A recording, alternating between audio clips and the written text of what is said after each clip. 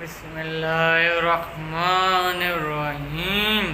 السلام علیکم ورحمۃ اللہ وبرکاتہ۔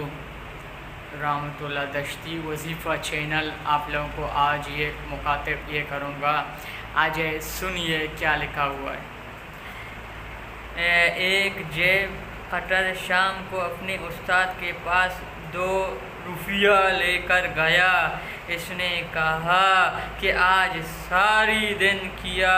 کہنے لگا کہ مال تو بہت ہاتھ میں آتا ہے، ایک گود کی جیب کا کاٹنے تھا۔ جب لے کر چلا تو خیال آیا اگر قیامت کے دن حضرت عیسیٰ علیہ السلام رسول پاک صلی اللہ علیہ وسلم سے گلہ کر دے گا کہ آپ کی امت نے میری امت کی جیب کاٹا تھا تو میں ان کو کیا منہ دکھاؤں گا۔ میں نے بنا اس کو واپس کر دیا۔ نافرمانی کی ایسی شرم آیا تھا، وہ فرما بردار کیسی ہوا۔